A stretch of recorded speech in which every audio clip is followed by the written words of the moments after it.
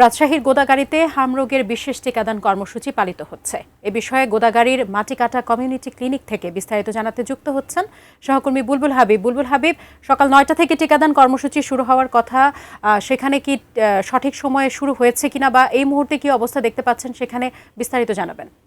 এবং উপজেলা যারা স্বাস্থ্য বিভাগের কর্মকর্তা রয়েছেন তারা সেখানে উপস্থিত ছিলেন।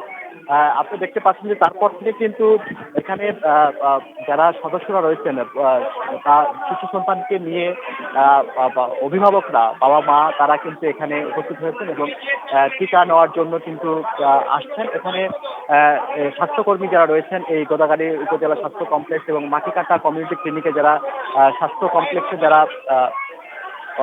কর্মী রয়েছে তারা কিন্তু এই টিকাদান সে কার্যক্রম পরিচালনা করছেন। আজকে এই মাটিকাটা কমিউনিটি ক্লিনিক থেকে মোট প্রায় 400 জন শিশুকে আসলে এই হাম রুবেলা যে টিকা সে টিকা প্রদান করা হবে। এর বাহিরে যদি উপজেলার কথা বলি, প্রথম দিনে 5,650 জন শিশুকে টিকা প্রদান করা হবে, যেটা আসলে 27টি কেন্দ্র থেকে এই টিকার যে কার্যক্রম সে কার্যক্রম প্রদান হচ্ছে। যেহেতু আমরা এখানকার যিনি উপজেলা স্বাস্থ্য কর্মকর্তা রয়েছেন তিনি বলেছেন যে মোট জেলায় প্রায় 40,000-এর কিছু বেশি শিশুকে টিকা প্রদান করা হবে।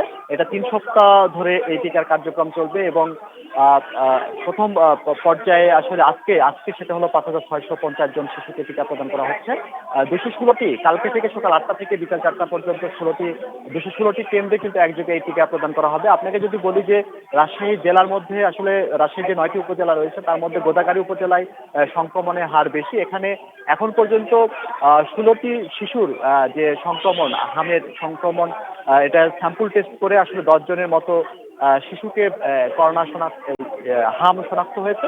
সে কারণে আসলে এই উপজেলাটি এখানকার সিভিল সার্জন কার্যালয়ের পক্ষ থেকে বেছে নেওয়া হয়েছে এবং এই টিকাদান কার্যক্রম চলছে। আমরা এখানে প্রচুর অভিভাবকরা রয়েছেন, এখানে লম্বা সারি রয়েছে যারা শিশুদেরকে নিয়ে আসলে অপেক্ষা করছেন, লম্বা লাইনে দাঁড়িয়ে অপেক্ষা করছেন টিকা দেওয়ার জন্য। সেখানে অভিভাবকদের সাথে আমরা কিন্তু কথা বলেছিলাম। অভিভাবকদের অনেকেই, আমি একজন অভিভাবকের সাথে কথা বললাম, তার 3 বছর 4 মাস বয়সী একজন শিশু এবং 4 বছর 3 মাস বয়সী আরেকটি শিশু রয়েছে। দুইটা শিশু সন্তানকে নিয়ে তিনি এসেছেন। তিনি বলছেন যে তিনি টিকা দিতে পারেন নাই, সে কারণেই প্রথম আসলে এই এখানে যেহেতু টিকা কার্যক্রম শুরু হয়েছে তিনি সেখানে টিকা দিতে এসেছেন।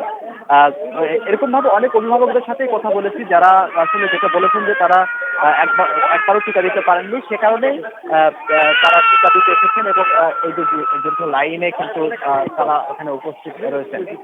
তো যেহেতু এই যে জেলায় এই উপজেলায় গোদাগাড়ী উপজেলায় 40,000-এর মতো শিশুকে টিকার আওতায় নিয়ে আসা হবে এবং 45,000-এর মতো তাদেরকে ডোজ এখানে রয়েছে। এখন অনেকেই আছে যারা অসুস্থ, তাদেরকে ভিটামিন বা হামের উপসর্গ আছে, তাদেরকে ভিটামিন এ ক্যাপসুল খাওয়ানো হবে, এমনকি কিন্তু এখানকার যারা স্বাস্থ্যকর্মী রয়েছেন তারা এই বিষয়টি বলেছেন। তো সব মিলিয়ে বলা যায় যে অভিভাবকদের মধ্যে ব্যাপক আগ্রহ রয়েছে, কারণ 2019 সালের পরে এখানে টিকাদান কার্যক্রম হয়নি। অভিভাবকরা তাদের শিশু সন্তানকে এবং তারা সেই টিকাটা প্রদান করতে চান এবং এখানে যারা আয়োজক এখানকার যারা স্বাস্থ্য কর্মকর্তা রয়েছেন তারা কিন্তু খুবই গুরুত্ব দিয়ে সেই টিকাদানের যে কার্যক্রম সে কার্যক্রম পরিচালনা করছেন। তো থাকিয়া এই ছিল এখান থেকে টিকা কার্যক্রম।